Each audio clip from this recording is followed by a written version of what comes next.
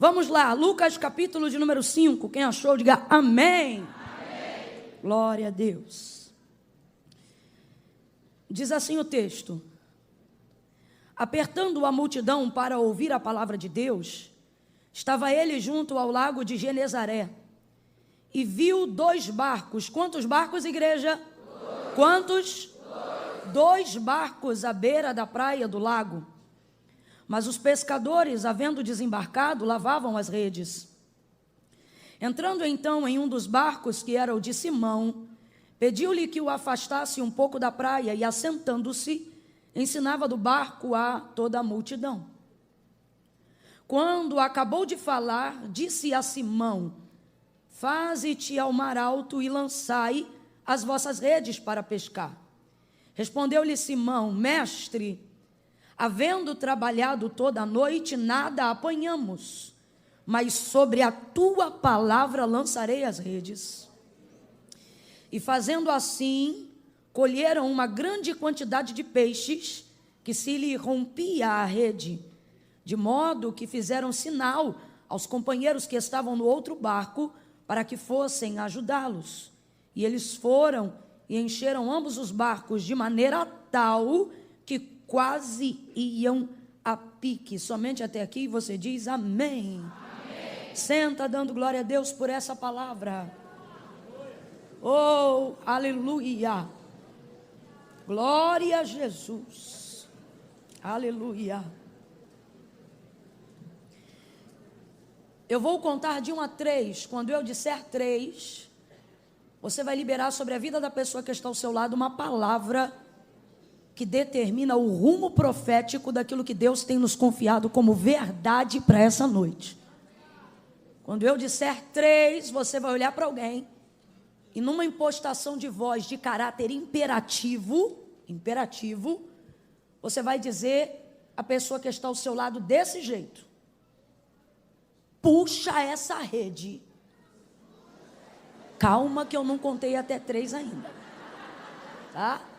Para ficar uniforme, bem bonito. Quando eu disser 3, você vira para esse irmão, para essa irmã que está do seu lado, você vai dizer: puxa essa rede. Qual é a palavra? Puxa essa rede. É 1, é 2, é 3. Libera para ele ou para ela. Sacode o vizinho do outro lado e diz: puxa essa rede. Oh, aleluia, aleluia. Oh, glória a Jesus. Não é tempo de soltar, não é tempo de temer. A palavra do Senhor diz que aquele que põe a mão no arado e retrocede não é digno. Agora que você começou, você vai terminar. Oh, glória. A narrativa do texto que nós acabamos de fazer menção vai falar sobre a pesca maravilhosa, né? Pedro vem de uma noite fracassada, uma noite frustrante, porque você tem uma coisa frustrante para um pescador, é dedicar-se para pescar. E olha que Pedro fez isso durante um longo período de tempo, de 6 a 8 horas, quem sabe, no mínimo 4, no máximo 8, dedicando-se a isso na noite anterior, a manhã que antecedia o seu primeiro encontro com Jesus. Eles ainda não se conheciam e, sobretudo, Pedro ainda não sabia que Jesus era o Cristo, o Filho do Deus vivo.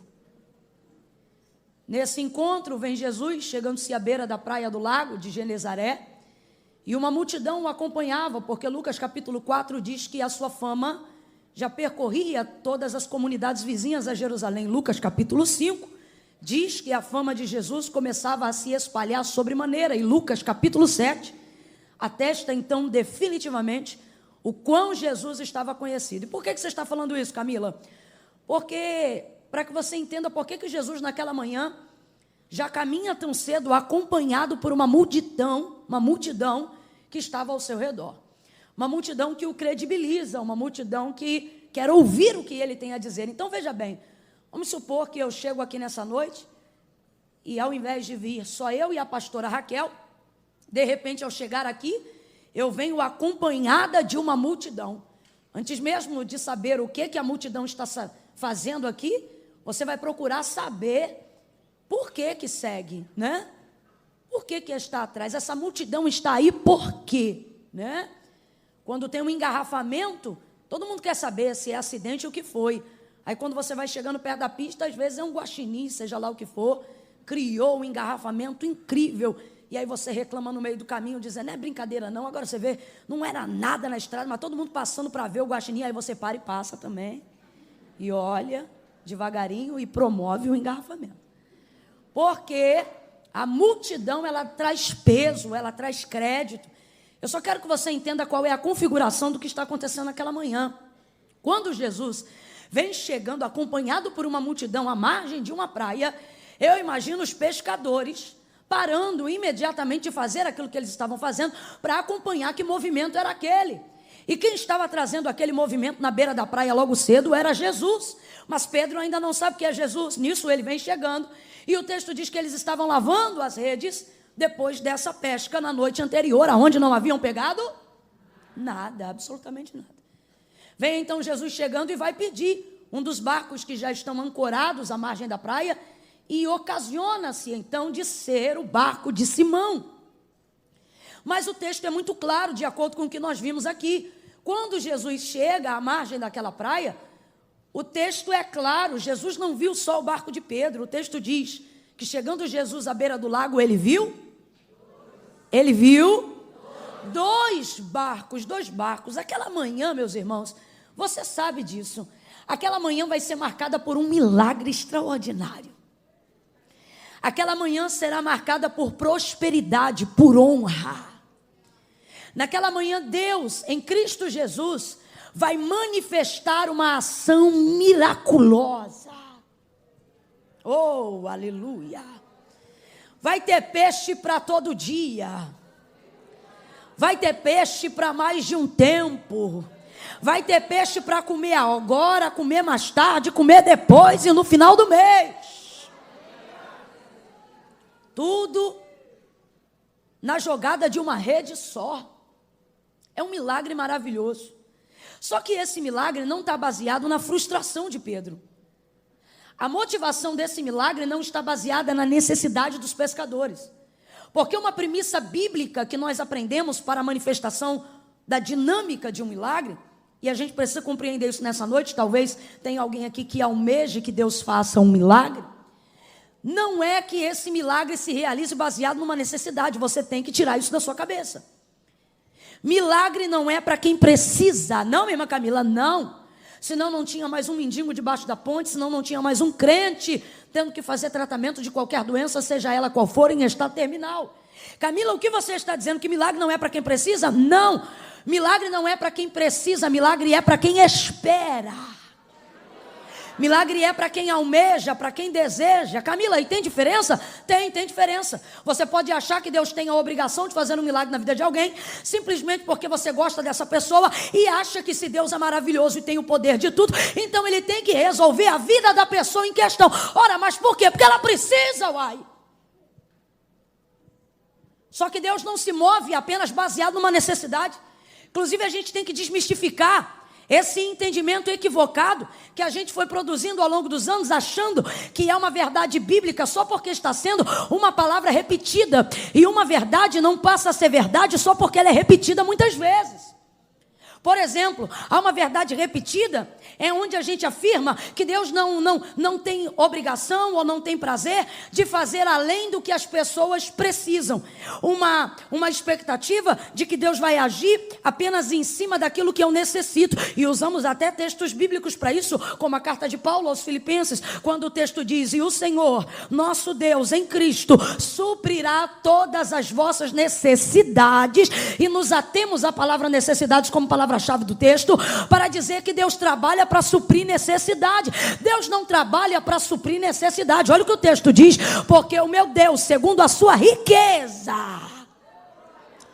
suprirá todas as vossas necessidades. Aí ele diz como? Ele diz: suprirá todas as vossas necessidades em glória por Cristo Jesus. Camila, o que o texto está dizendo? Ora, interprete o texto. O que o texto está dizendo não é que Deus vai suprir suas necessidades de acordo com as suas necessidades. O que o texto está dizendo é que Deus vai suprir as suas necessidades de acordo com as riquezas dele. Deus vai suprir suas necessidades de acordo com a glória dele. Não, você não entendeu. O que Deus está dizendo é: eu não te dou só o que você precisa. Por quê? Porque você não tem mais dívida do que eu tenho poder. Você não tem mais limitação do que eu tenho mais poder.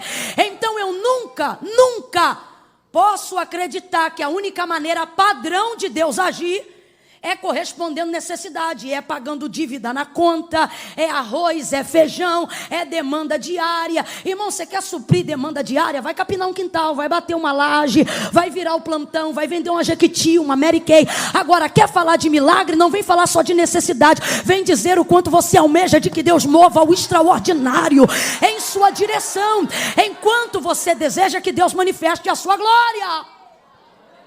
A palavra do Senhor diz que dele é o querer, dele é o querer e o efetuar. Camila, Deus trabalha para mim? Não necessariamente. A ação de Deus em direção à humanidade visa quem é digno de glória, e ele é digno de glória. Então, se aquilo que Deus fizer for glorificar o nome dele, ele fará.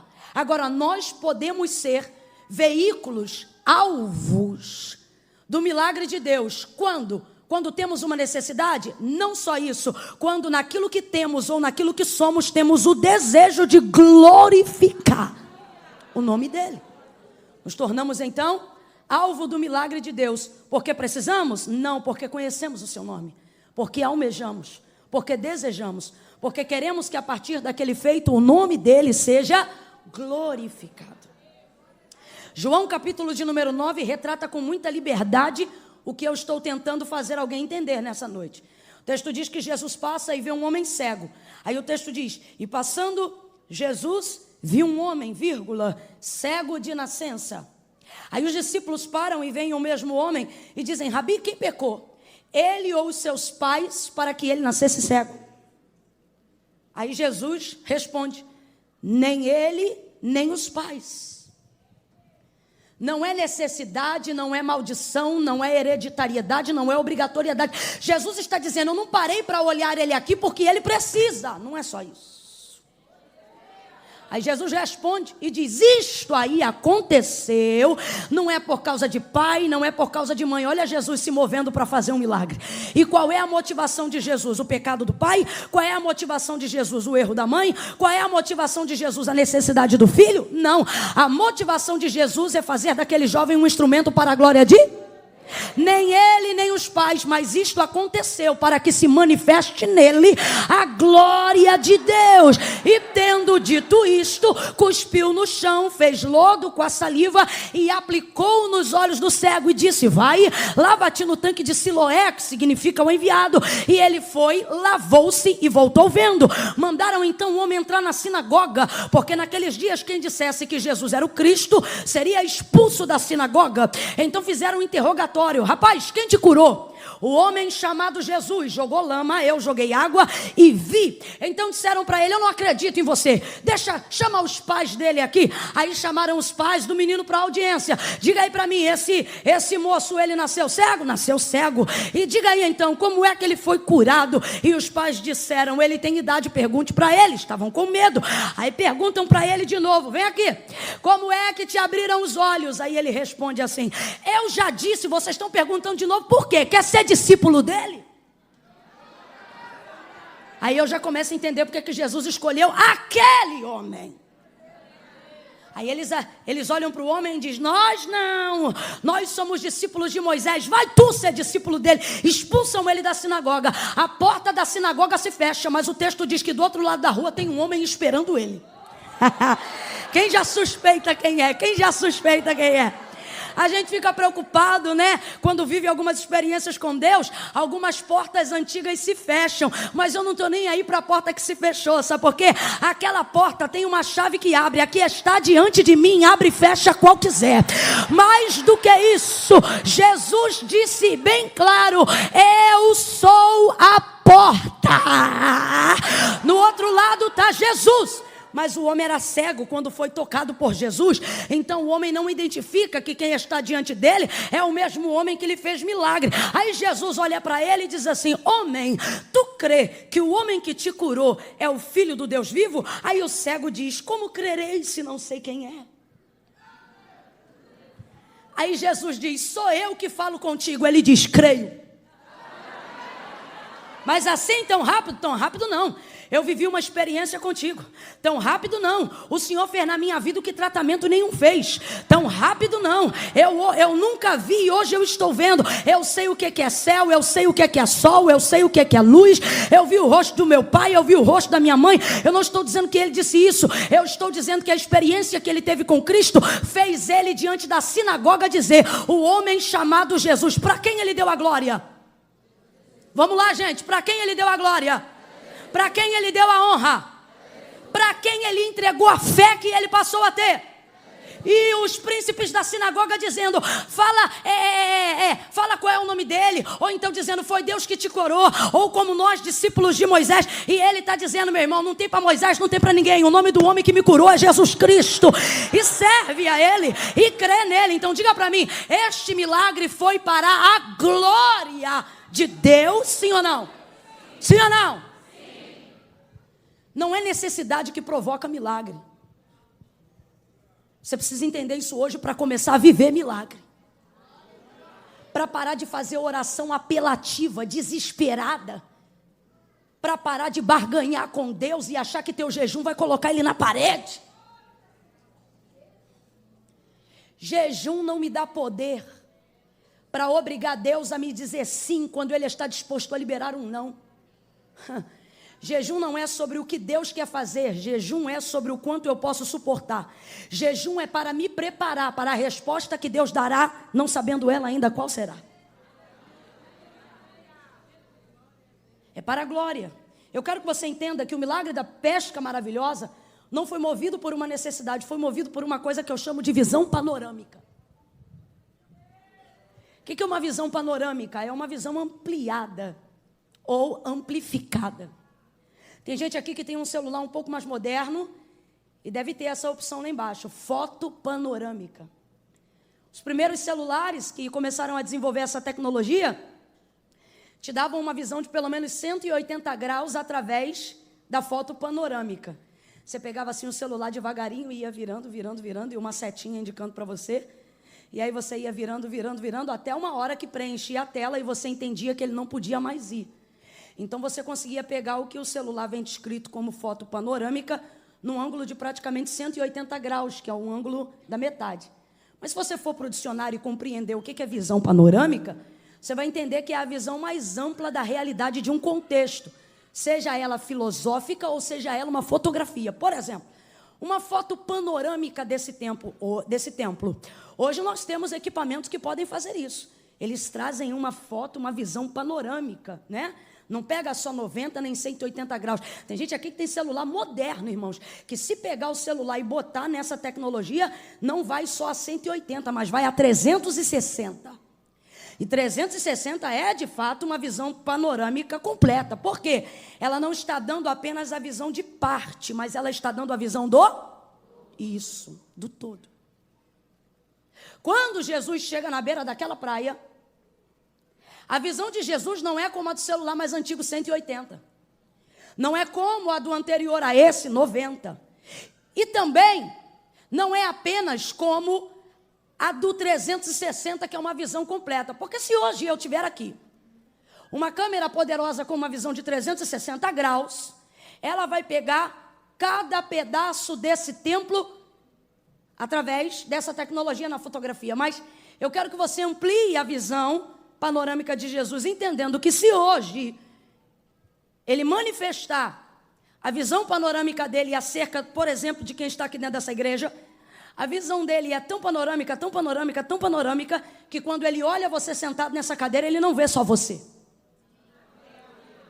Jesus olha o que pode ser refletido numa imagem e olha o que não pode ser visto em reflexo de imagem nenhum. Por exemplo, eu olho para cá e vejo uma mulher. olho para cá e vejo um homem. Quando Jesus olha para o mesmo homem ou para a mesma mulher que eu estou olhando, vê ele, vê o DNA dele, a hereditariedade dele, o pai dele, a mãe dele, o tio dele, o sobrinho dele, e a causa que ele trouxe no coração para apresentar hoje na igreja. A visão de Jesus é uma visão panorâmica. Completa aí para mim, por favor. A visão de Jesus é uma visão? É uma visão? Camila, quando é que eu me torno alvo de um milagre? Ou quando é que eu me torno instrumento para ser milagre na vida de alguém? Quando você entende que Jesus só vai te usar se você compreender a perspectiva da mesma visão. Veja bem, quando Jesus chega na beira daquela praia, ele ministra uma palavra em direção a Pedro. O texto é claro, tem 2 barcos, mas ele só escolhe um. O que ele escolhe para entrar é o barco de Simão, o barco de Pedro. Então raciocine comigo. Jesus chegou na beira da praia, viu 2 barcos, entrou apenas no barco de um, pregou de dentro de um barco de um, saiu e liberou o barco de um. A palavra foi para todos, mas tudo isso aconteceu de dentro do barco de? Vamos lá, gente, tudo isso aconteceu de dentro do barco de? Só que a visão é clara. Ele chegou na praia e não viu só o barco de Pedro. Ele chegou na praia e não viu só a rede de Pedro. Ele chegou na praia e não olhou só para Pedro. O texto diz, chegando ele à beira da praia, acompanhado por essa multidão, ele viu 2 barcos. Só que depois disso você sabe que é o barco de Pedro o alvo da primeira pescaria. Quando a rede é lançada, a rede pela qual os peixes entram é a rede de Pedro. O primeiro barco que dá sinais de que parece que vai a pique, uma vez que está tendo que utilizar a sobrecarga ou se submeter à sobrecarga da pescaria, é o barco de? A pessoa a quem Jesus se dirige pessoalmente é a pessoa de? Então entenda isso, o barco é de Pedro, a rede é de Pedro. A palavra direcionada foi para Pedro, a motivação de liderança da pescaria está sobre a vida de Pedro, mas a visão de Jesus tem 2 barcos. Camila, o que você está dizendo? Pedro se torna instrumento do que Deus vai realizar.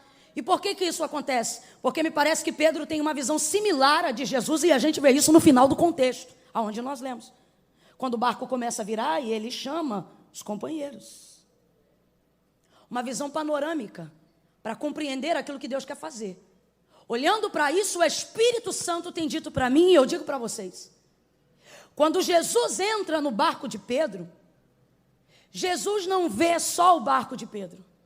Quando Jesus entra no barco de Pedro, ele vê o que fazendo por Pedro, Pedro poderá fazer pelos outros. Então veja bem, quando Jesus entra na minha vida, ele não olha só para a minha vida. Quando Jesus entra na minha vida, quando Jesus enche a minha vida, quando Jesus abençoa a minha vida, quando Jesus libera uma palavra sobre a minha vida, ele não está olhando só o que pode fazer por mim, mas ele está olhando o que fazendo por mim eu poderei fazer pelos outros. É isso que Jesus está olhando. Então essa é a segunda dinâmica do milagre. Compreender de que maneira eu posso ser útil para que Deus manifeste a visão de reino, para que Deus manifeste a visão panorâmica que ele teve quando chegou na praia. Camila, eu não entendi, vai entender agora. Deus me trouxe aqui nessa noite de domingo para te dizer que quando ele olha para você, ele não vê só você, ele vê suas causas, ele vê seu pai, ele vê sua mãe, ele vê a sua família, ele vê as suas necessidades.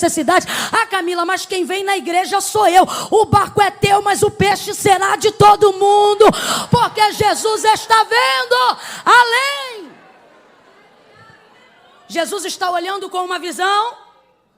Quem lembra, gente? Jesus está olhando com uma visão. Para ter milagre, a gente tem que sair dessa visão egocentrista. Para ter milagre, a gente tem que sair dessas orações egoístas.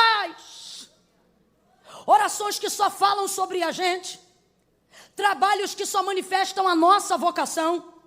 Quantas igrejas às vezes eu vou, irmãos, e discernindo pelo Espírito, eu tenho que orar repreendendo toda a vaidade, porque aí eu percebo que o evento não foi feito para abençoar o povo, foi feito para ostentar com um campo rival, para poder dizer eu trouxe fulano, eu trouxe Beltrano. Quantos lugares a gente chega e percebe que a visão é egocentrista, não é panorâmica, e é por isso que fica seco, é por isso que não tem peixe, é por isso que não tem milagre. Pega na mão de quem está do teu lado aí agora, pega com vontade e diga: mas com a gente não é assim. Olha para ela, olha para ele e diz: o barco é seu, o barco é meu. Diga: a rede é sua, a rede é minha. Olha para ele ou para ela e diz: mas o peixe é nosso. Isso não é sobre a gente, isso é sobre o poder de Deus. Isso não é sobre a gente, isso é sobre o que Deus quer fazer. Jesus vai escolher o barco que está disposto a ser instrumento para que a obra dele seja feita. Entrou no barco de Pedro, mas não estava olhando só para o barco de Pedro. Quando Jesus te dá uma voz, Jesus não está olhando para o timbre da tua voz. Jesus está vendo de que maneira pode usar a tua voz para abençoar a vida de outras pessoas. Quando Jesus te dá uma igreja, Jesus não está vendo de que maneira a sua igreja pode ficar bonita. Jesus está vendo de que maneira você pode ocupar aquele lugar, permitindo com que pessoas de todo tipo tenham acesso a ele para conhecer a palavra de Deus. Quando Jesus te dá um sermão, quando Jesus te dá uma mensagem, ele não te dá para você vir aqui arrotar santidade e ostentar conhecimento. Quando Jesus te confia uma palavra, ele quer saber o quanto aquela palavra pode alcançar o maior número de corações e de pessoas que estiverem naquele recinto. Jesus está dizendo: quando você sair dessa visão provinciana, quando você parar de olhar só para o seu umbigo, quando as suas orações pararem de ser somente individuais, quando você se envolver com a obra missionária, quando você lembrar o sobrenome da tua família, quando você se lembrar dos seus parentes, quando você vier de corpo para o culto, mas na boca trouxer o nome do teu marido, o nome do teu filho, o nome da tua casa, o Senhor está dizendo: vai ser do teu barco que eu vou fazer sobejar, vai ser através da sua vida que eu vou trazer abundância e o nome do Senhor será glorificado. Terceira dinâmica para que haja milagre. Terceira. Jesus, de dentro do barco, olha para Pedro e diz: voltai ao mar alto e lançai as vossas redes para pescar. Desce do barco. Pedro olha para ele e diz: havendo trabalhado toda a noite, nada apanhamos, mas sobre a tua palavra nós lançaremos a rede. Ele já havia feito o que Jesus estava mandando ele fazer. Mas naquele momento, Pedro vai ter uma expectativa nova, uma motivação nova, para fazer uma coisa antiga, uma coisa que ele já tinha feito. Um método que ele já tinha usado. Sabe por que isso aconteceu? Porque quando Jesus chegou na beira daquela praia, chegou acompanhado de uma multidão. E, irmãos, eu não estou falando nem de Camila e nem do Zé, eu estou falando de Jesus. É o verbo vivo feito em carne pregando.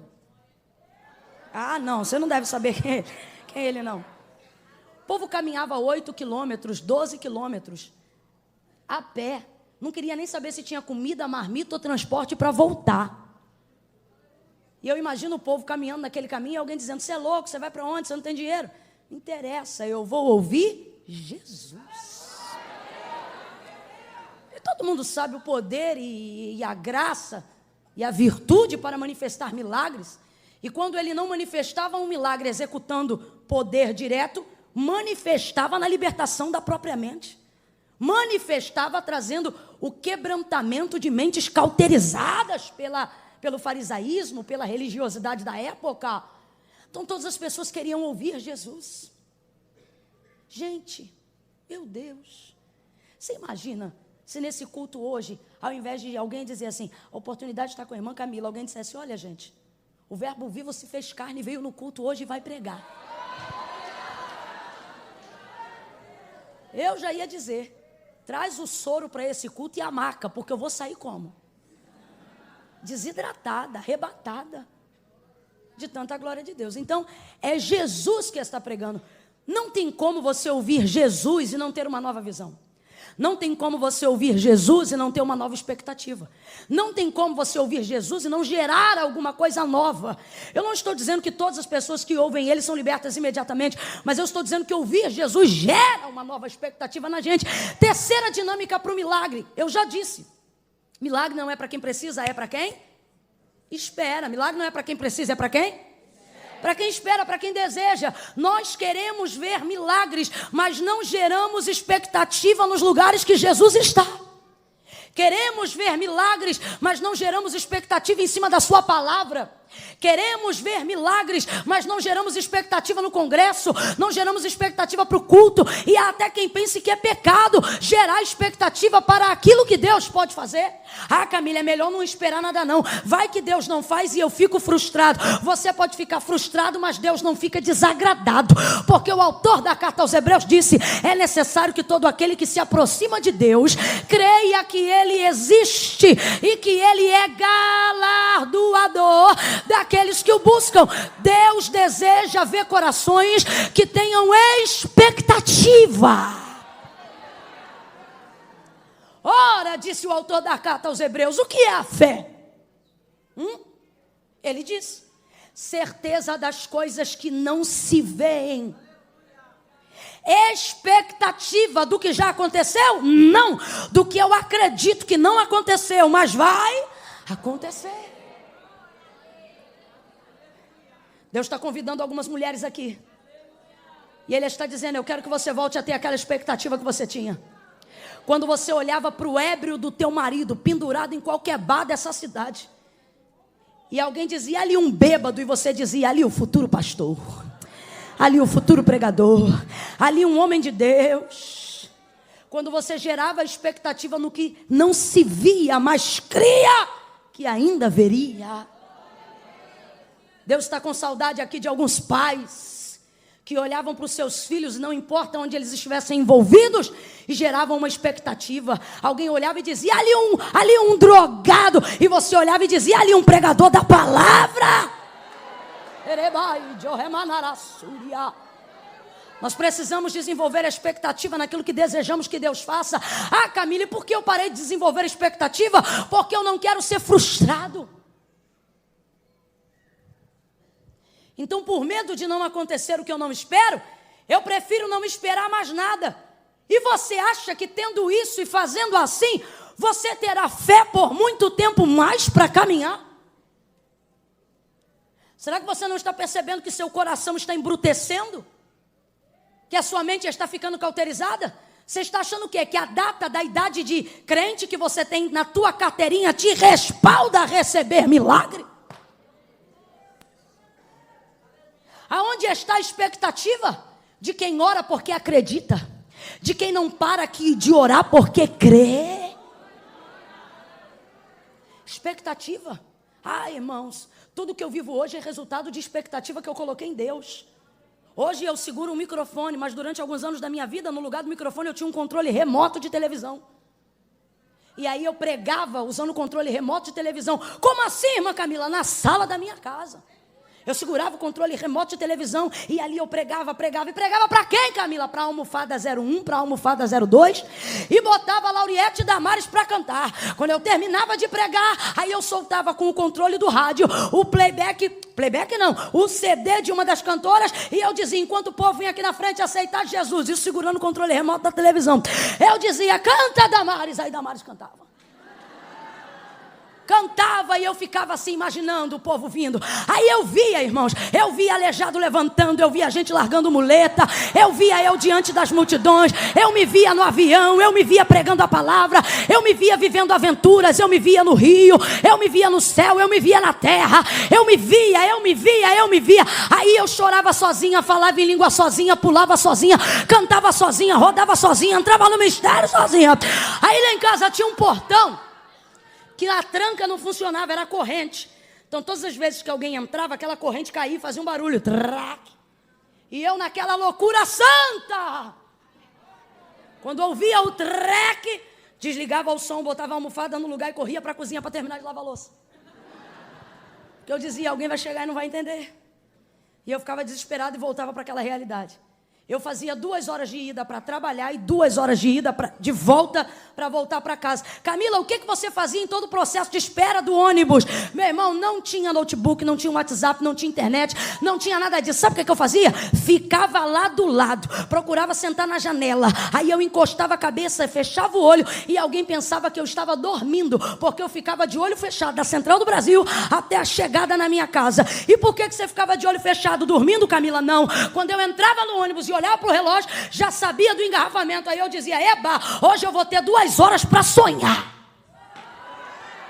Gente, eu estou aqui no altar em Deus, eu falo a verdade, não minto. Eu entrava ali no Tinguá 551, encostava a cabeça na janela e dizia, Senhor, tu vai curar, tu vai fazer.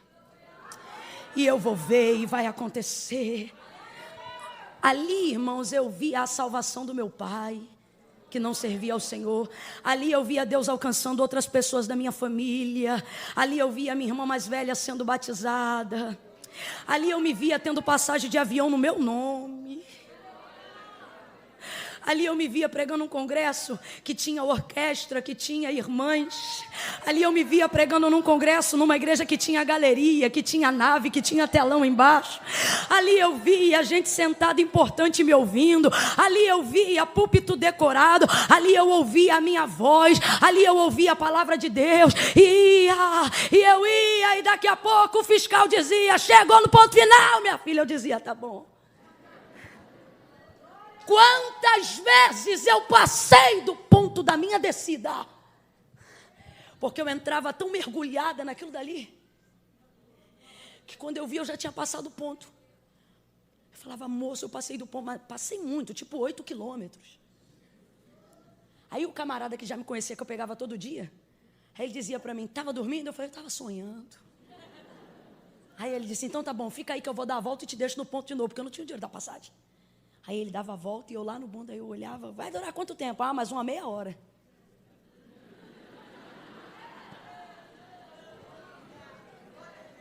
Você diz, Camila, você é uma besta. Olha a besta aqui.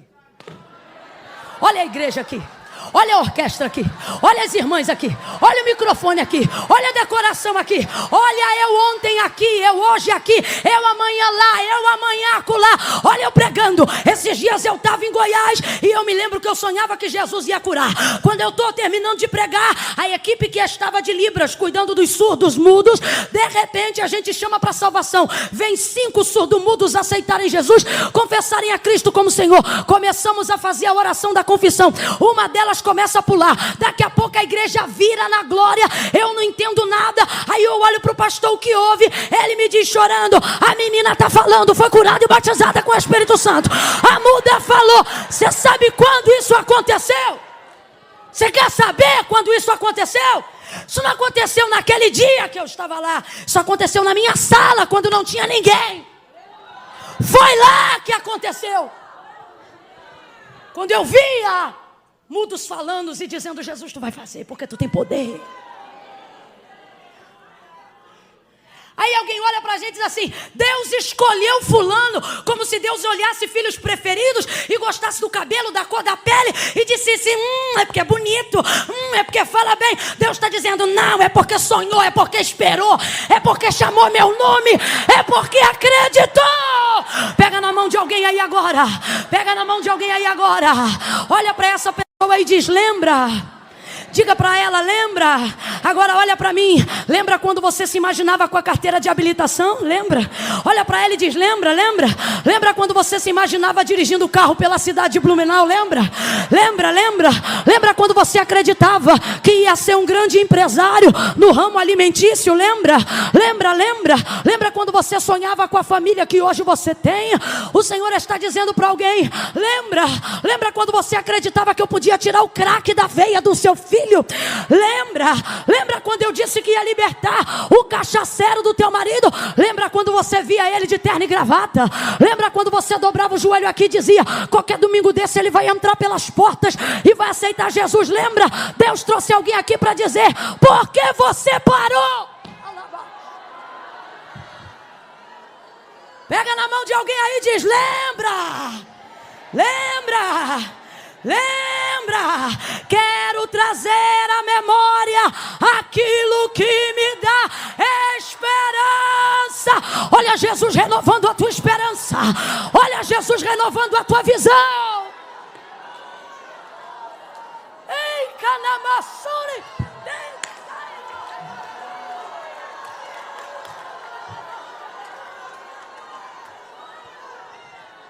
Cadê? Cadê a expectativa daquele homem que queria pregar o evangelho?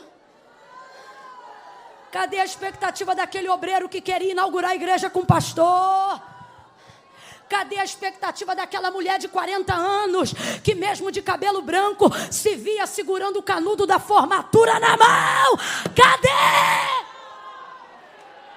Cadê? Cadê? Deus parou de fazer. Por quê? Porque eu parei de crer? Não. Porque você parou de esperar. Parou de desejar. Lembra quando você tinha hora para dobrar o joelho? Lembra? Lembra quando você tinha hora para orar e falar com Deus? Lembra? Lembra, tinha dia que ele não vinha naquele peso de glória e de presença. Mas no outro dia você encontrava do mesmo jeito. Porque você sabia, qualquer hora dessa ele vem de novo. Você esperava. O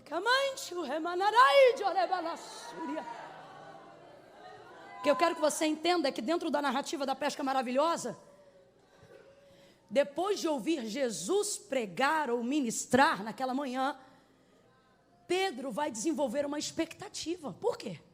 Ora, tem uma multidão seguindo ele. O povo o acompanha. Pedro ainda não sabe que é o Cristo, o Filho do Deus vivo, mas sabe que está diante de alguém a quem ele classifica ser uma grande autoridade, porque ele chama Jesus de mestre. Mas ele não sabe que é o Filho do Deus vivo e nem que é tão poderoso quanto o é. Porque o texto diz que depois que ele vê a quantidade de peixe que pegou e percebe que aquilo não é obra do acaso, nem foi causa natural, aí ele já trata Jesus de uma outra maneira hierárquica. O texto diz que ele olha para Jesus, se dobra no chão, bota a boca no pó, estende a palma da mão e diz: afasta-te de mim, Senhor. Aí já não é mais mestre, o S é maiúsculo. Aí ele diz: olha, se afasta de mim, Senhor, porque sou um homem pecador. O que ele está dizendo? Pensei que eu estava diante de um mestre, mas agora reconheço que eu estou diante de um santo.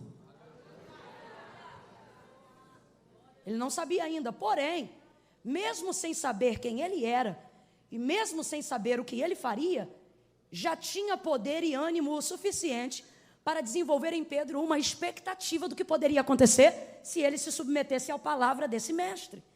Então a expectativa de Pedro é tocada. Oh, aleluia! Não quebra esse clima, não. Você deixa eu beber água em paz? Não vai ficar me secando, não? Então deixa eu beber água. Deixa eu ver como é que você deixa eu beber água.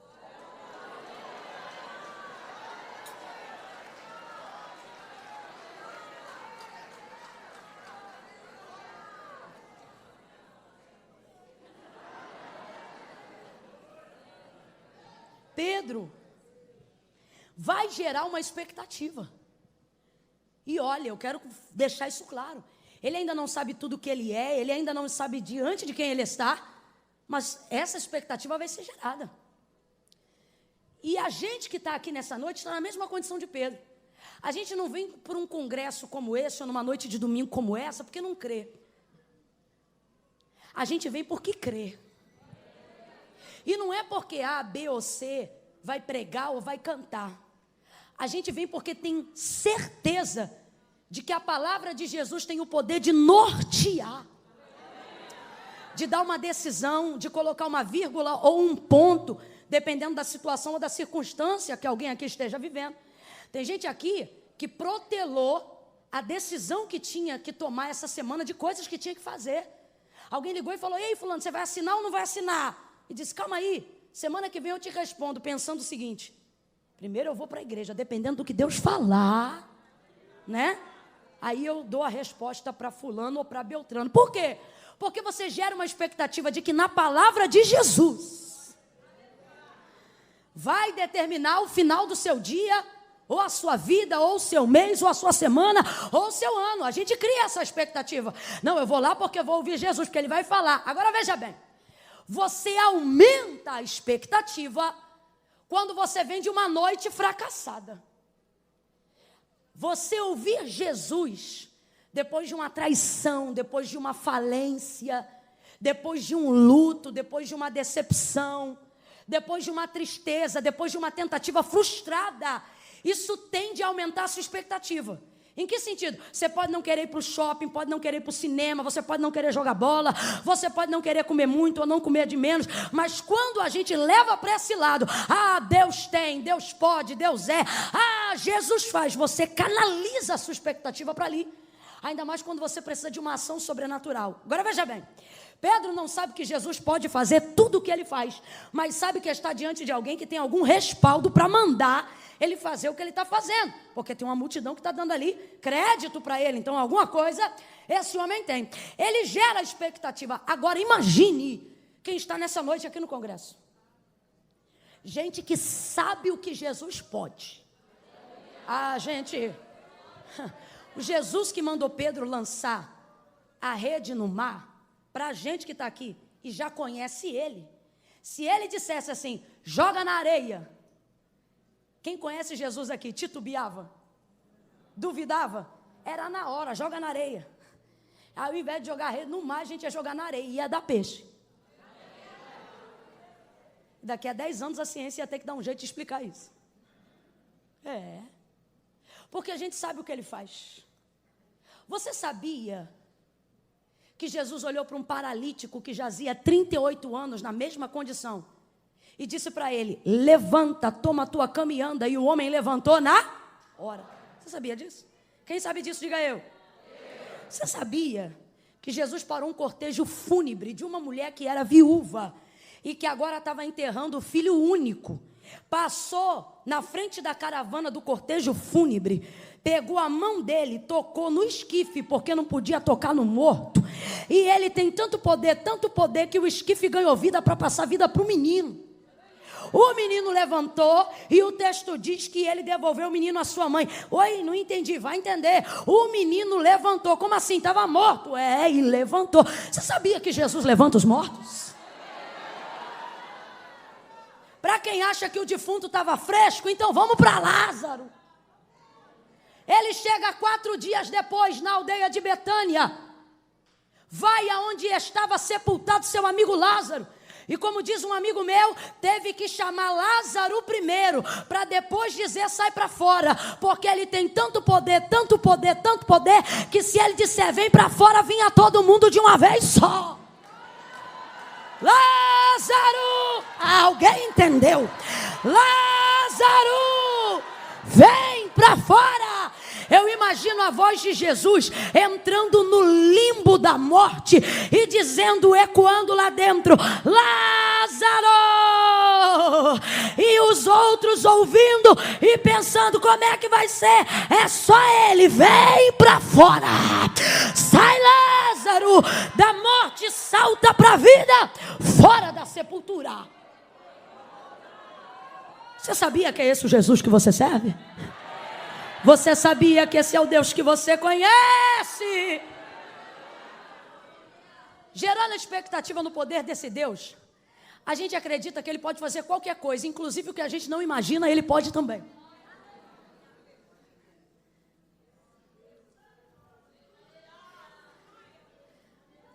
O profeta Isaías diz que todas as águas do mundo são na sua mão como a gota de uma água.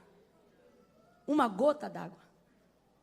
O céu que a gente pensa que é infinito, infinito porque é muito grande, fora da vastidão do que a gente pode contemplar, na verdade tem medidas, sabe-se onde começa e onde acaba, por 2 motivos. Primeiro, ele será rolado e os céus também passarão, assim como a terra que existe. Segundo, porque o texto é claro e diz que ele mede os céus na palmada de sua mão.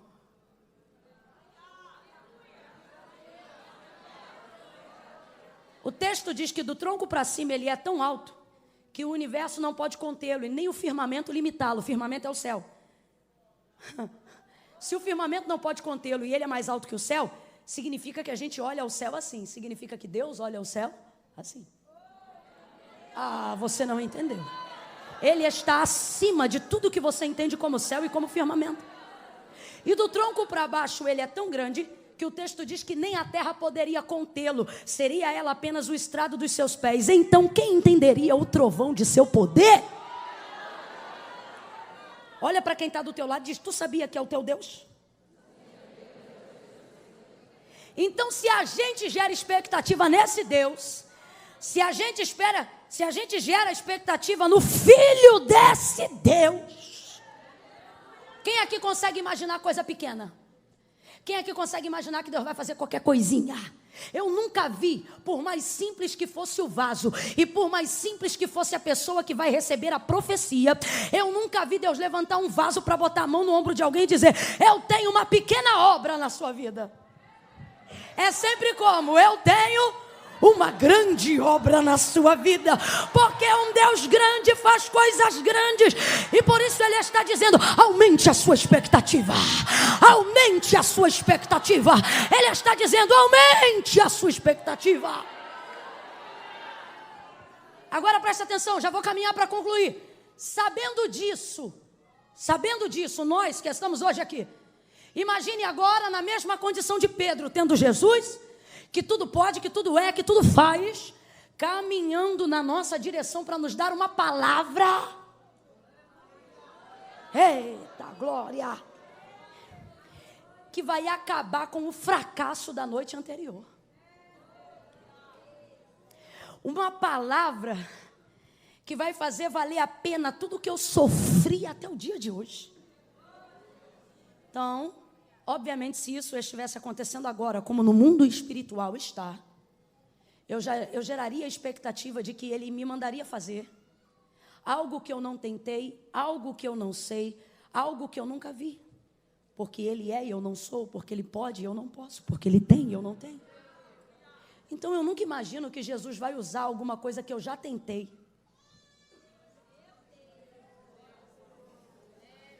Não. Principalmente se aquilo que eu venho tentando não vem dando certo. Então, se eu quero que uma área da minha vida dê certo, e como eu estou tentando, essa área não vem dando certo, eu coloco a minha expectativa em Deus, porque eu acredito que Deus vai me dar um meio que eu ainda não conheço, uma saída que eu ainda não vi, uma porta que ainda não abriu. Quem está entendendo? Agora imagine você com a expectativa aqui, ó, igual você está agora. Porque quem entrou aqui está saindo daqui igual um leão, meu irmão. A expectativa está aqui agora, ó. A deblumenal está, ó.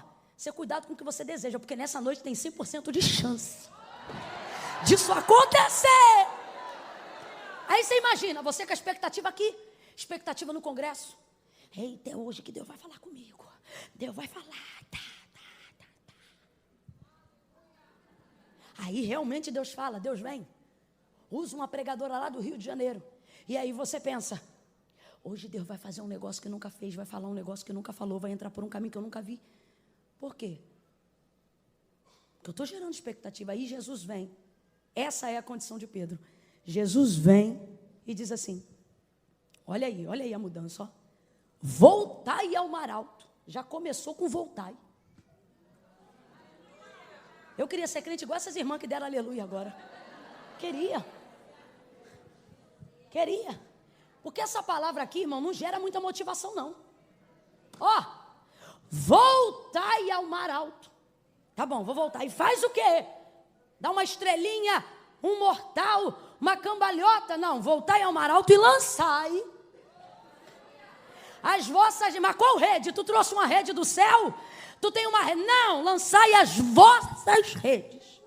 Que rede? A mesma da noite do fracasso. E para qual mar que a gente vai? Para o mesmo. E qual barco que a gente usa? O mesmo.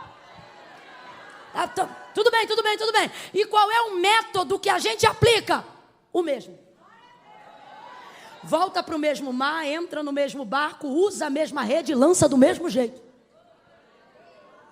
Voltai ao mar alto e lançai as vossas redes para pescar.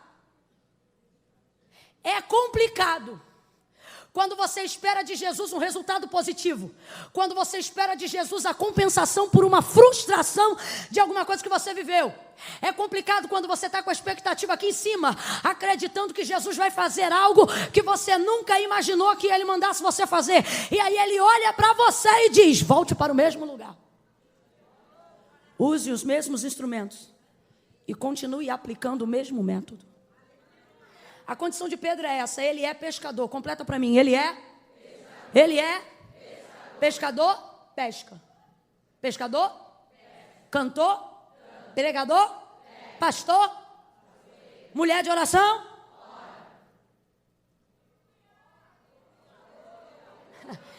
Jesus não olha para Pedro, olhe para mim, por favor. Jesus não olha para Pedro e diz: Pedro, vai lá e desce num rasante de asa delta. Pedro não voa, Pedro pesca. Pedro vai lá, tenta aprender respiração, joga a rede de baixo para cima no fundo do mar. Pedro não é mergulhador, Pedro é pescador. Esperamos que Deus, no nosso caso, Pedro não fez isso e por isso ele foi escolhido para que nós aprendamos com ele. Mas no nosso caso, que conhecemos a Jesus, e esperamos no nosso caso, que Jesus nos dê um método novo, para alcançar o resultado que a gente ainda não alcançou, utilizando o método antigo. Viemos para um culto como esse, e queremos ouvir uma palavra que nunca ouvimos, queremos ter uma direção que ninguém nunca deu. E por que a gente fica agoniado dessa maneira? Porque a gente acha que a coisa está dando errado, porque a gente está fazendo do jeito errado. Aí Jesus me trouxe hoje aqui, para dizer para você: não é porque está dando errado que significa que você está fazendo do jeito. Nem tudo que dá certo está sendo feito do jeito certo. E nem tudo que está dando errado é porque está sendo feito do jeito errado. Diga para mim, um homem com a carreira de Pedro, em que ele errou na noite anterior? Você acha que alguém com a carreira desse homem não sabe usar rede? Você acha que alguém com a carreira desse homem não sabe usar o barco? Ele é tão bom no que ele faz, que quando Jesus chama ele para ganhar alma, chama ele dizendo: o que você faz no mar, você vai fazer comigo agora, porque você é tão bom pescador de peixe, que eu vou te autorizar a ser pescador de homem. Não utilizou nenhum exemplo atípico do que ele fazia. Por quê? Porque ele era bom no que ele fazia. Agora Jesus vem para ele e diz: voltai ao mar alto e lançai a rede para pescar. E agora eu não estou falando de Pedro, estou falando de mim e de você. Porque Pedro obedeceu. E tem gente aqui que ainda não viveu o milagre. Quarta dinâmica do milagre. Por que ainda não viveu? Porque gera expectativa, mas quando ouve a palavra repetida, acha que não é a direção de Deus. Quanta gente mudando o método porque não está dando resultado. Ah, porque eu já estou orando há tanto tempo, Jesus não respondeu. Aí para de orar, cabeção. Deixa eu falar um negócio com todo carinho para você, meu irmão. Oração não salva ninguém. O que salva é Jesus. Só tem um que salva. Agora, se oração é um intermédio, é um instrumento pelo qual ele usa para salvar, pode não ter salvado hoje, mas eu vou continuar orando. Porque a qualquer hora dessa, essa rede vai pescar alguém pela palavra de Deus. Então presta atenção. Eu não posso mudar um método que é autorizado, aprovado, orientado, porque ele não está dando certo no momento que eu esperava. Por que tem tantas igrejas que abrem hoje e não sustentam nem 3 anos? Normalmente essas igrejas querem viver na efusão do sobrenatural toda hora. Elas vivem sobre a expectativa de que tem que ter arrebatamento todo culto, que tem que ter profecia todo culto, que tem que ter manto todo culto, tem que ter visão, revelação todo culto, poder todo culto, e ninguém aguenta isso, meu irmão. Aí você diz: ah, mas a igreja primitiva, ela viveu o Pentecoste, ela falou em outras línguas. Vai ver depois de quanto tempo. O texto não diz que eles se reuniam para falar em línguas, o texto diz que eles se reuniam para orar. Todo dia eles oravam, todo dia eles buscavam a Deus, metodicamente, devocionalmente, racionalmente, linearmente. Só que nós estamos vivendo a geração do ativismo religioso, ativismo espiritual, ativismo da fé. Eu oro agora, eu quero agora, eu falo agora, eu quero agora. Você está achando que a vida é computador? descobre as senhas, conhece as programações e vai aplicando. Veja isso, Jesus manda Pedro voltar para o mesmo mar, usar o mesmo barco e aplicar o mesmo método de pesca, lançando a rede, só que agora ele tem uma palavra. Aleluia. Mas eu quero que você entenda esse raciocínio, porque isso aqui é uma visão que Deus está nos dando para esta noite. O método é o mesmo. Completa isso para mim que eu quero que você grave. O método é? O método é? Olha para mim. Deus não mudou o método que Pedro usava para alterar o resultado que ele tinha. O método é o mesmo, mas o resultado foi diferente. Por causa da obediência de Pedro à palavra de Jesus, na aplicação do mesmo método que Jesus usou, que Jesus mandou, ele vai colher um resultado diferente. Deus está dizendo categoricamente para alguém aqui: não mude o método que eu te dei para manipular o resultado que você quer. Continue fazendo a oração que eu te ensinei. Continue pregando do jeito que eu mandei. Continue pastoreando como eu te ensinei. Continue regendo como eu te orientei. Continue amando como eu te disse. Continue clamando como eu te falei. Há alguém aqui nessa noite que o Senhor está dizendo: não é porque não está dando certo que significa que você não é boa no que você faz. Só significa que o resultado não virá através do seu esforço, para que a glória não seja sua. Mas Deus está dizendo a alguém aqui: eu não preciso mudar o método para que o resultado seja alterado. Ele manda Pedro de volta para o mar. Sabe o que ele está dizendo? Volta a trabalhar. Sabe o que ele está dizendo? Volta a fazer o que você estava fazendo na noite anterior, antes de eu chegar aqui. Camila, não entendi, vou falar rasgado. Jesus está dizendo: continue a fazer o que você estava fazendo antes de eu aparecer. Você queria resposta? Ai, Camila, eu vim hoje aqui porque eu quero saber. Meu casamento está uma tribulação. Ou vai embora ele ou vai embora eu. Aí Jesus te trouxe aqui e diz assim: volte para casa e continue amando o mesmo homem. Ai, Camila, eu acho que eu vou botar meu filho para fora de casa.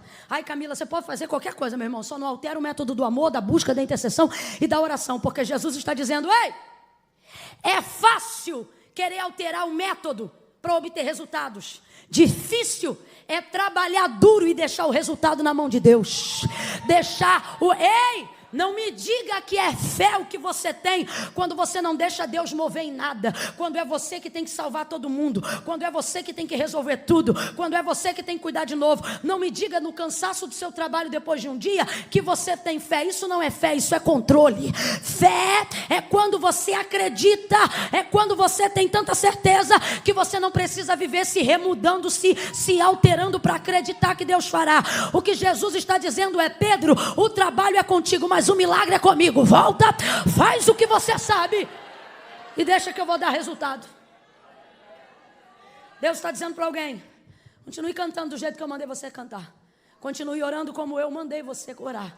Continue crendo como eu mandei você crer. Mas Camila, não está dando certo. Não altere o método visando o resultado. Jesus podia, uma vez que ele sabia que na primeira jogada de rede de Pedro ia vir uma multidão de peixes, ele poderia ter dito: Pedro, vai lá porque você vai conseguir peixe. Olha o texto aí em casa depois melhor. Ele poderia ter dito: Pedro, vai lá porque agora vai dar certo. Jesus não fala do resultado que Pedro vai ter.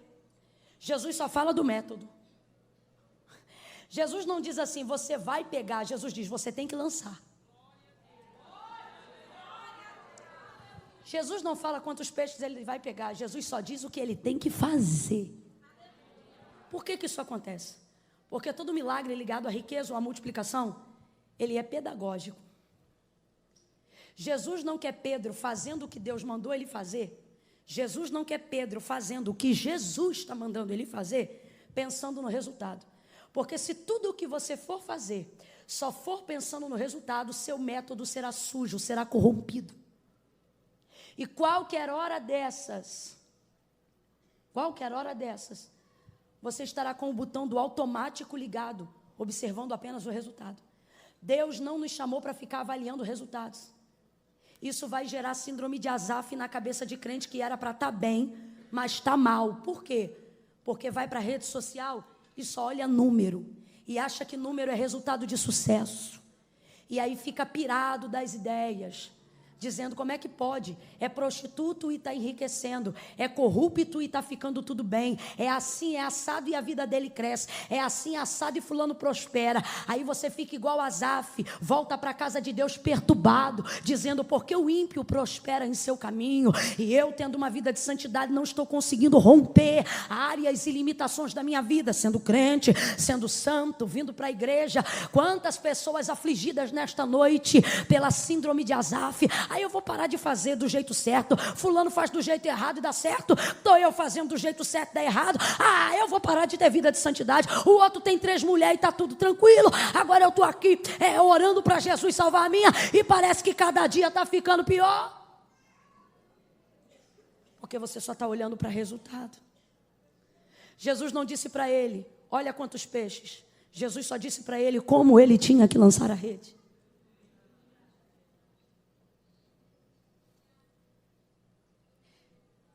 Quanta gente pervertendo o método, a direção de Deus, porque está obcecado por um resultado. Olhe para cá porque eu vou falar na Bíblia. Nem tudo que está dando certo significa que está sendo feito do jeito certo. Eu tenho temor de falar dele, mas para mim ele é o exemplo perfeito do que eu vou aplicar agora. Moisés era amigo íntimo de Deus. Completa para mim, amigo?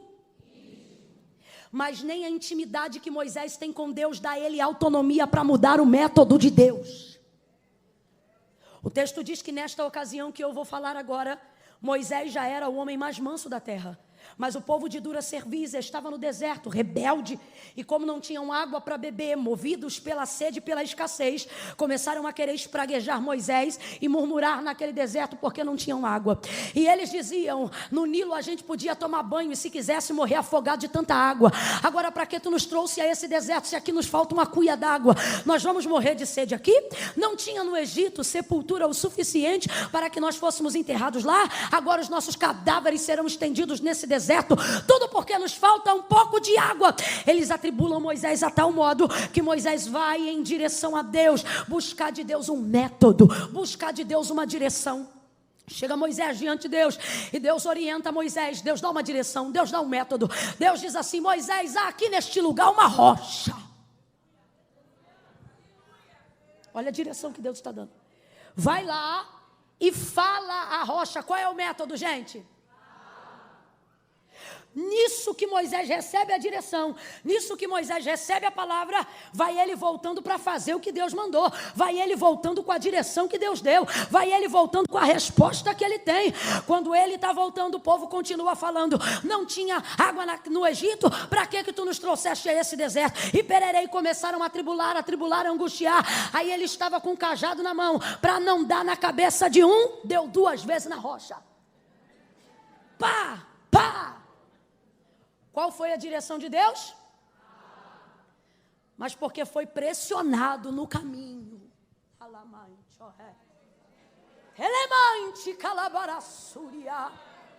Vão te pressionar no caminho para dizer, não faz assim, faz assado. E eu não estou aqui, meu irmão, sendo uma bobinha em dizer que a gente não pode mudar. Eu só estou dizendo que crente não muda sem a direção de Deus. E só sai da direção que Deus deu quando Deus dá outra. Não tem pai, não tem mãe, não tem mulher, não tem ninguém que pode fazer um crente que recebeu de Deus uma direção, mudar a direção. Deus me chamou desse jeito e Ele disse assim para mim, eu te uso assim, até que Ele decida me usar de outra maneira, porque pode acontecer. A experiência da maturidade, a maturidade desenvolve crescimento. Ele preserva a essência, mas pode mudar alguma coisa. Mas até que isso aconteça, eu prego assim. Escute aí. Se alguém ligar para lá e quiser marcar uma data comigo, eu vou ver os parâmetros tudo direitinho, chego na igreja. Isso nunca me aconteceu, mas já aconteceu com um amigo meu. Se eu chegar lá e disser, a gente te chamou aqui, mas aqui você não pode fazer isso, não pode fazer aquilo, você não pode dizer isso, você não pode dizer assim, você não pode tocar nesse assunto. Meu irmão, se não for nada ligado à salvação de ninguém, e eu estiver sendo retida por protocolo eclesiástico de quem me conheceu e me chamou sabendo quem eu sou, eu agradeço a oportunidade, pego o primeiro voo de volta e vou-me embora. Por quê? Porque a pressão da sociedade, a pressão da multidão, a pressão de seja lá quem for, não é maior do que o Deus que te garantiu no método que te deu. Não é maior do que a sustentabilidade que Deus te dá na maneira como Ele te chamou. Moisés feriu a rocha porque foi pressionado, atribulado pelo povo que ali estava. Agora vamos lá, para a gente concluir. O resultado deu certo ou não deu? A rocha deu água ou não deu? Água potável para beber, sim ou não? O povo ficou satisfeito, sim ou não? Todo mundo foi saciado, amém? O resultado deu certo. Mas o método foi? Deus diz, Moisés, vem cá.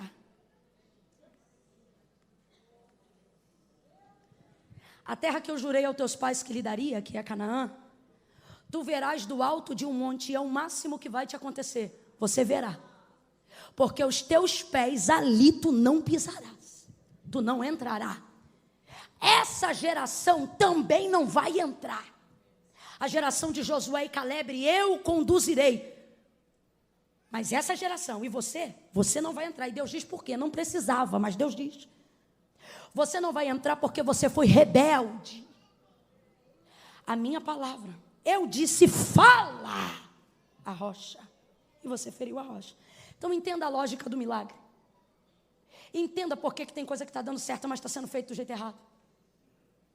O resultado deu certo, sim ou não? Mas o método foi? Agora eu te pergunto, sabendo quem foi Moisés, eu te pergunto, valeu a pena alterar o método para obter o resultado? Deus está dizendo para alguém, lá no mundo eles dizem, os fins justificam os meios, pois aqui Deus está dizendo, eu quero saber como é que está teu meio para eu determinar o teu fim. É o teu meio que vai determinar o que eu vou fazer.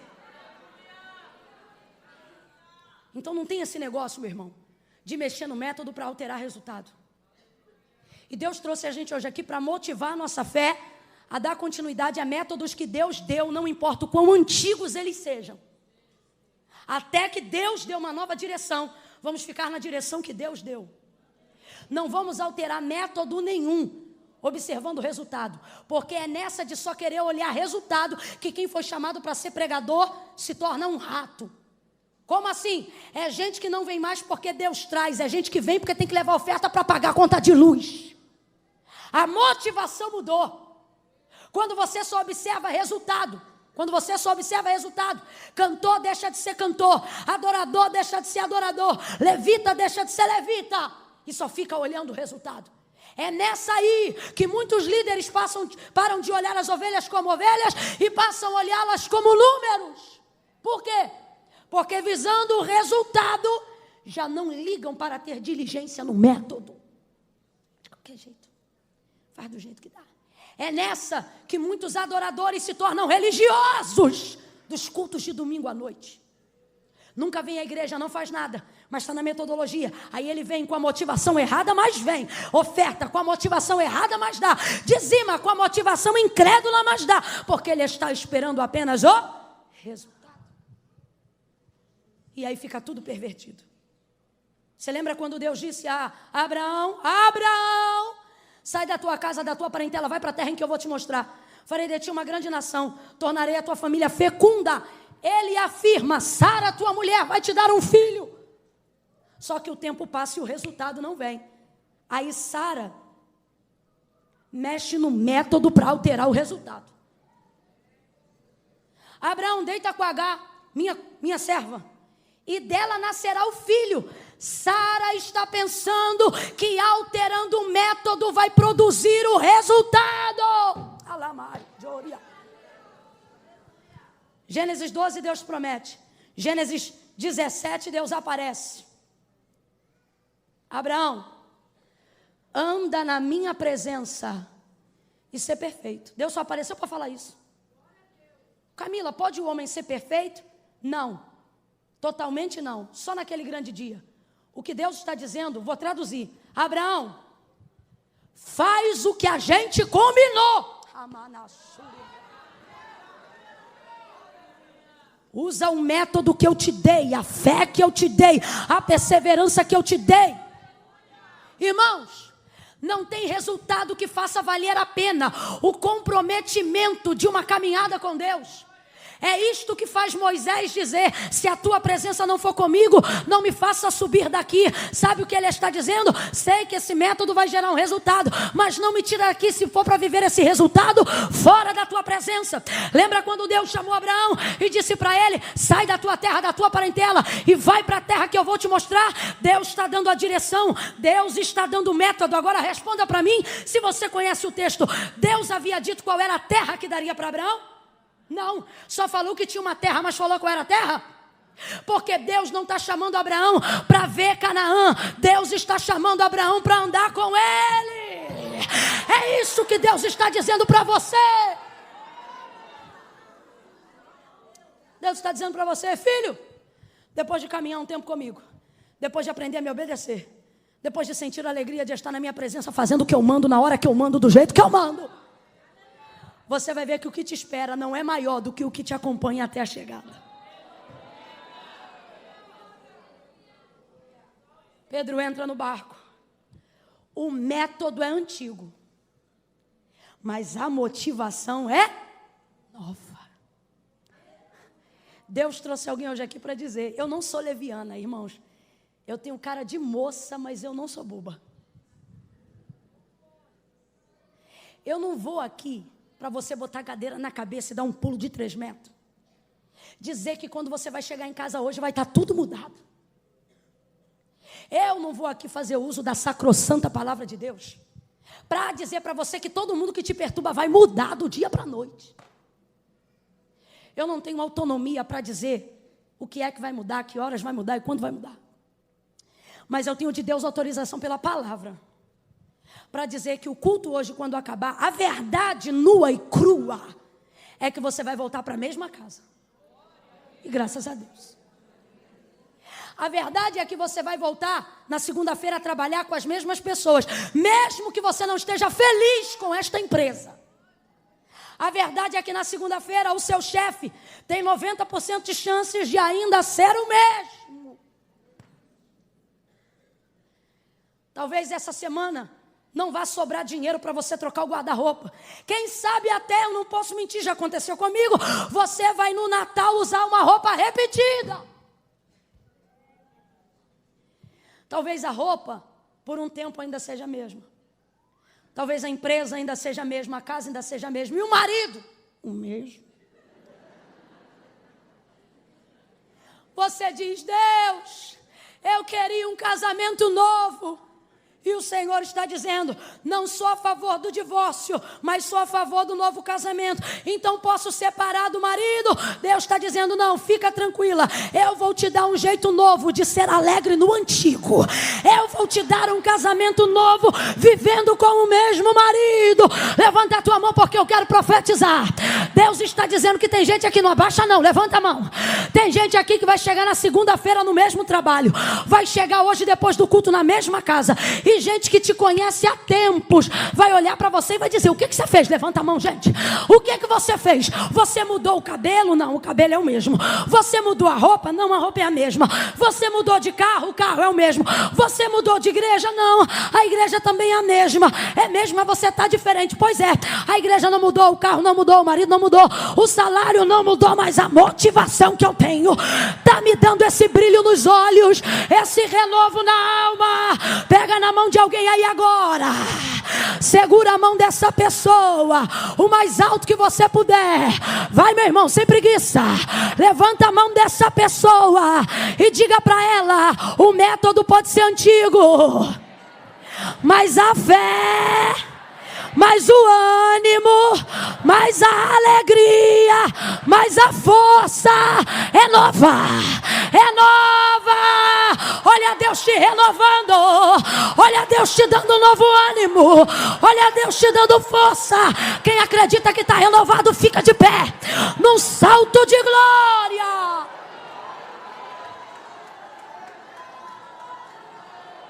Oh glória! Faça como Abraão, seja fortalecido dando glória a Deus. Falei ontem e vou falar hoje. Bota a bolsa na cadeira. Bota a Bíblia na cadeira. Que eu não falei que você pode ir embora. Eu só pedi para você ficar de pé.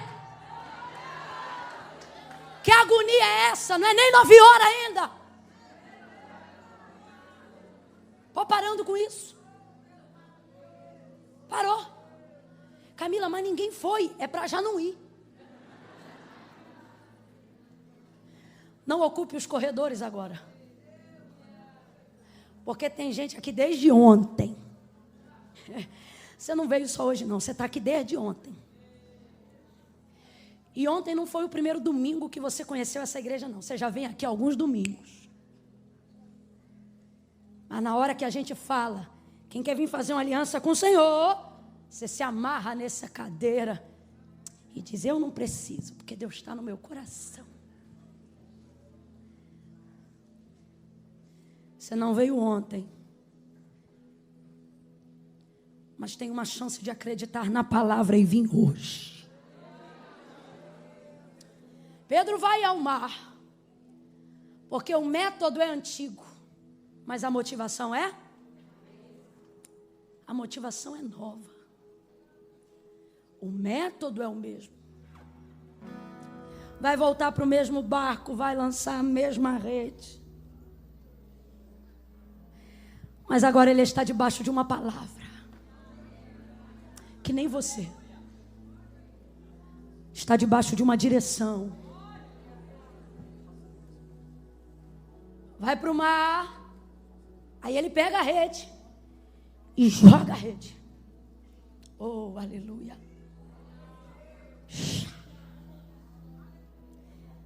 Quem está comigo, diga amém. A rede assenta.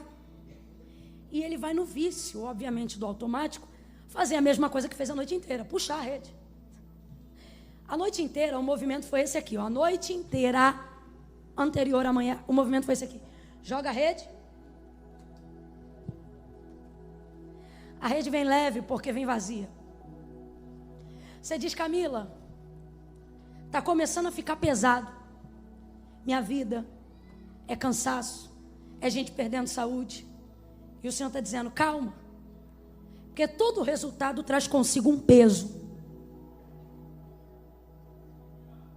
E não é porque está dando errado que significa que você não está fazendo do jeito. E o bom de se manter fazendo do jeito certo é que quando você está no método de Deus, até o que era para dar errado, dá certo. Mas quando você está fora, até o que era para dar certo, tem chance de dar errado. Quando ele vai puxar agora, de uma vez só, ele vai pegar uma multidão de peixes. Quando ele pega a rede, irmão, que ele puxa. Quem disse que ele puxa? Ele segura um pouco da superfície. O movimento, eu imagino, deve ser mais ou menos esse aqui. Jogou, quando foi puxar. Não veio. Está cheio. Oh. Olha para mim, Deus está mandando eu dizer, está difícil porque está cheio. Está doendo porque está cheio. Está começando a machucar o braço e as pernas porque está cheio. Está sendo cansativo porque o resultado é extraordinário. O texto diz que ele puxa, só que a rede começa a rasgar. A rede começa a rasgar. E sabe por que a rede está rasgando? Deus falou para mim, pastor Nilton. A rede está rasgando. Aqui no texto, a rede está rasgando, porque é muito peixe. A rede está rasgando, porque Jesus, quando chegou na praia, viu? O Espírito Santo falou para mim, eu deixei rasgar de propósito, porque quando começa a rasgar, ele vai se lembrar que tem um outro barco para puxar. Camila, eu não entendi, vai entender agora. Olha para o teu vizinho e diga para ele, se você não me chamar, vai começar a rasgar. Olha para ele e diz, está rasgando porque você não me chama. Me chama. Me chama para orar junto, para cantar junto. Me chama. Me chama para comer churrasco junto. Me chama para andar no teu carro junto. Não é só sobre você, é Deus usando você para abençoar toda a praia, para abençoar toda a gente. Olha o que acontece. Está rasgando, e agora? Ele faz sinal. E se eu te dissesse nessa noite que o seu milagre está às vésperas de um sinal? Ele estende a mão assim, ó, o texto diz que ele estende assim, ó, e faz sinal para o outro barco. Deus está dizendo: chame alguém, celebre com alguém, adore com alguém, interceda com alguém, peça ajuda a alguém, faça um sinal. Aí o barco vem. Aí o texto diz que pega na rede também. E a rede para de rasgar. Fala para ela ou para ele assim: você sabe de quem você está sentado aqui do lado? Fala para ela ou para ele assim: a pessoa que Deus colocou para a tua rede parar de rasgar.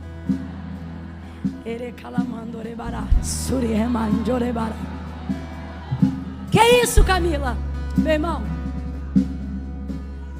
você pode ter amigos muito bons na Europa, na América, na cidade vizinha, mas quando a rede começa a rasgar, você tem que chamar quem está mais perto.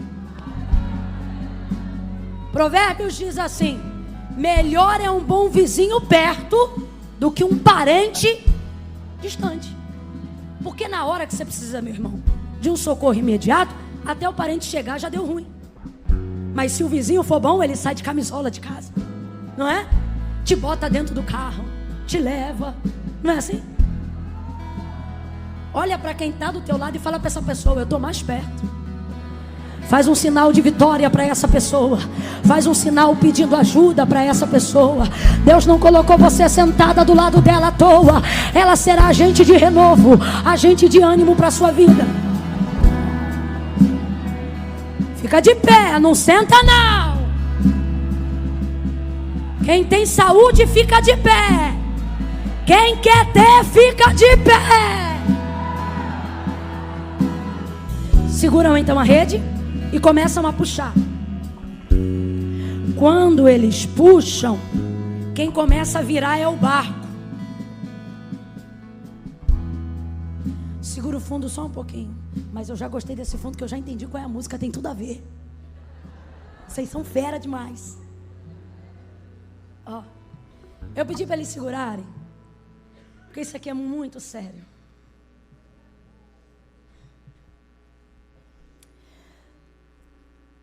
Às vésperas de um grande romper de Deus na sua vida. Quando Deus quer mudar seu patamar espiritual. Quando Deus quer te prosperar financeiramente. Quando Deus quer que você rompa em alguma área da vida. Quando Deus te tira do meio dos comuns e te torna alguém que é alvo de algo extraordinário. Escute isso. O mais difícil não será voltar ao mar. Tudo isso é difícil, mas o mais difícil não será você ser perseverante no que Deus mandou. Não será você vir à igreja aos domingos. Não será você continuar casado com a mesma mulher ou casada com o mesmo homem. Não será difícil continuar orando, porque você já ora há tanto tempo, que é o que você faz. O mais difícil é quando Deus diz: é agora, que é quando você vai receber. A gente pensa que o mais difícil é buscar. Irmãos, ouça isso. Buscar não é fácil, mas o mais difícil é estar pronto para receber. Tem gente suspeitando do cenário do milagre. Sabe por quê? Está sendo provado há tanto tempo que quando chega a hora da bênção, não acredita que aquilo é para você. Eu conheço mulher que soltou a rede quando o marido veio para Jesus. Porque não acreditou na conversão do cara que ela orou a vida toda. Eu conheço gente que saiu da empresa quando ela cresceu muito. porque ele não acreditava que poderia gerir 250 funcionários. Então, para não falir, dividiu, pegou a parte e saiu. Eu conheço gente que quando estava no ápice para fazer história, soltou a rede. Porque achou que aquilo que Deus te deu, aquilo que Deus mandou você fazer, ia te sucumbir. Você quer ver? Deus não libera sobre a minha vida uma palavra que vai me matar. O Jesus que manda Pedro voltar para o mar, jamais fará com que, cumprindo essa missão, ele morra ou o seu barco seja quebrado. Porque se a ideia é pegar peixe, tem que ter barco para botar o peixe. Deus não vai te dar uma bênção que destrua a estrutura que precisa receber. Camila, minha família está uma loucura, mas é a sua família, não vai embora. Porque Deus não te daria uma família que você não poderia controlar. Camila, minha esposa é uma prova, mas segura, porque Deus não te daria uma mulher da qual você não pudesse ser o marido. Escute isso. Eu queria viver a vida que eu vivo hoje, mas eu não sabia que entrava água no barco. Eu não sabia que para viver a vida...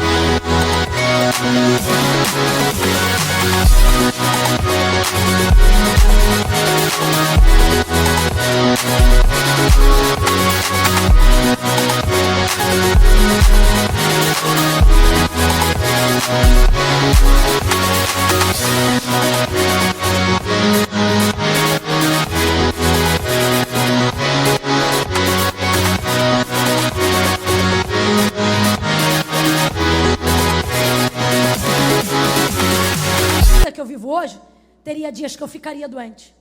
Eu não sabia que para viver a vida que eu vivo hoje, gente que eu nunca vi na minha vida ia falar tão mal de mim assim. Eu não sabia que pessoas seriam retalhadas ao meu redor por consequência do que Deus está fazendo. Eu não sabia que eu perderia pessoas que eu acho que são amigas, não porque elas não choraram comigo, mas porque não tinham graça para sorrir comigo. Sabe o que é isso? É água entrando no barco por segurar a rede. Você acha que um homem como o pastor Newton, para estar na posição que ele está hoje, você acha que não tosse a proa? Que não entra água no barco? Você só vê a gente aqui agora. Deus sabe quem a gente é quando o culto acaba. Você acha que para ser crente como você é hoje, em pleno domingo à noite, levando a vida que você leva, porque está bem vestido, porque está bem vestida, ô filho, guarda-roupa veste qualquer um. Só que tem gente aqui que Deus falou comigo, isso é muito sério, que está querendo soltar a rede porque está vendo água entrar no barco, porque está vendo o barco instalando, e a estrutura, sabe qual é a impressão? É melhor soltar a rede, porque senão o barco vai naufragar, e é agora que você tem que mostrar que a fé que você tem é verdadeira, e que a direção que Deus te deu não foi mudada, porque nessa hora você terá tentado e tentada a dizer: solte a rede, desista do seu sonho, abandone essa empresa, divorcia desse marido. Por quê? Porque está castigando muito segurar. É nessa hora que a vida te tenta e diz: não tenta esse concurso de novo não, você fez direito, mas não faz prova da OAB de novo não, larga isso. Depois de tanto tempo se dedicando ao louvor, às vésperas de gravar um álbum, você tem vontade de soltar e dizer: vai ver, Deus não me chamou para isso. Então Deus brincou com você 10 anos? Claro que não. Deus está dizendo: filho, filha, é agora que você tem que confiar em mim. Deus me trouxe aqui para falar a verdade para você. E a verdade é essa: vai entrar um pouco de água. A verdade é que tem dias que a sua saúde vai ficar debilitada em razão disso. A verdade é que você vai ver a madeira estalando, ameaçando quebrar, ameaçando afundar, mas você tem que continuar acreditando que quem te mandou lançar a rede entrou no teu barco, viu tua estrutura, pregou dali de dentro e não ia te mandar para um lugar para naufragar. Quem acredita, levanta a mão. Tua maternidade não vai naufragar. Tua paternidade não vai naufragar. O ministério que Deus tem contigo não termina naufragado. Oh, Deus está apenas estendendo os seus limites. Porque você nunca chegou num ponto da vida em que ia receber tanto. Quando ele pega, quando o outro barco puxa junto, coloca os peixes dentro do barco e o barco para de entrar água. Camila, foi quase. Diga comigo, quase. Diga, quase. Deus está dizendo a alguém: se você aguentar esse quase. Irmãs, olhem para mim. Se vocês aguentarem esse quase. Tem mulher de Deus que está aqui dizendo: Camila, eu acho que eu vou morrer. O Senhor está dizendo: não, é só um quase. Se você aguentar esse quase, meu filho. Camila, minha empresa foi Deus que me deu, mas eu acho que vai quebrar. Deus está dizendo: não, eu vou botar um quase. E você diz: o que é quase? Quase é Deus interrompendo um fim. Quase é Deus dizendo: o final desse ano não termina com tragédia. O final desse ano termina com você sentado ao redor da mesa, comendo, vivendo. O resultado da direção que Deus te deu e da fidelidade que você teve para obedecer incondicionalmente a direção que Deus te deu. Vou contar de 1 a 3. No 3, desce da galeria, vem da nave, e se tiver gente no templo, sobe. Tudo hoje aqui vai culminar para o centro. Quem está em cima desce, quem está embaixo sobe, quem está no meio vem. Quando eu disser 3, Camila, sou de uma igreja aqui perto, essa palavra foi para mim. Posso ir aí na frente receber uma oração? Não. Ai, Camila, mas é que eu estou meio fraco. Está fraco, mas é crente. Ai, Camila, mas eu cheguei aqui meio bangueado. Chegou meio baqueado, mas agora está renovado. Segura a tua marimba aí onde você está. Porque Jesus te trouxe hoje aqui para te dar 2 tapas, te levantar pelo ombro e dizer: não solta essa rede. Mas está doendo, não solta. Mas parece que eu vou morrer. Só parece. Bota um salto, uma cinta, um sorriso no rosto e vem para a conferência. Quando eu disser 3, e hoje de verdade não tem apelo, é convite. É 1, 2, 3. E eu não vou falar 2 vezes igual ontem, vou falar só 1. Quando eu disser 3, vai sair do lugar e vai vir ao altar. Gente aqui que já foi crente. Gente aqui que se diz desviado. Gente aqui ou que já pecou, ou até que esteja em pecado. Gente aqui que nem está em pecado, só está afastado, distraído. E o Senhor está mandando eu dizer para você: não vou tratar com você como quem bebe leitinho. Você conhece o peso de uma rede cheia. Você conhece as ondas de um mar revolto. Só que por algum motivo você soltou, saiu da vontade de Deus. Ou porque machucou, ou porque doeu, ou porque cansou. Não importa o que te fez largar a rede. Hoje Deus te trouxe aqui para dizer: ei, puxa essa rede. Volta para a direção. Ai, Camila, é a minha vida que eu tenho que consertar. Tu vai consertar hoje aqui no altar. E aí Deus vai entrar onde você não pode consertar. Quem estiver afastado dos caminhos do Senhor. Quem veio à igreja hoje, ama ao Senhor, mas nunca fez uma aliança com Deus. Quem estava aqui ontem e não veio na hora do convite, e hoje Deus te trouxe de novo para dizer: quero te salvar. Vai sair do lugar e vai vir ao altar de Deus. Camila, não precisa ir aí não. Todos são filhos de Deus. Não. A Bíblia diz que só recebe o direito de ser chamado de filho quem confessa Jesus Cristo. Deus quer resgatar a paternidade dele na vida de algumas pessoas hoje aqui. Mas tem que haver confissão. Camila, tem que ir aí? Tem que. É noite de conserto. Ele não vai te julgar, mas ele vai te dar uma oportunidade. Ele vai te ajudar. Faz um sinal para ele ao vir aqui na frente, porque eu tenho certeza que ele vai usar alguém para te ajudar a puxar a rede. Eu conto 1. Eu queria que a igreja levantasse a mão direita para o céu. Se está vindo para Cristo, pode vir, filha. E começasse a orar agora. Coral, começa a orar agora. Começa a orar agora. Começa a orar agora. Jesus, todo mundo que soltou a rede, Senhor, traz hoje. Começa a orar sobre a palavra. Pede o Senhor para trazer quem ele precisa dar uma expectativa nova, que se afastou. 2,5, Camila, eu estou afastado.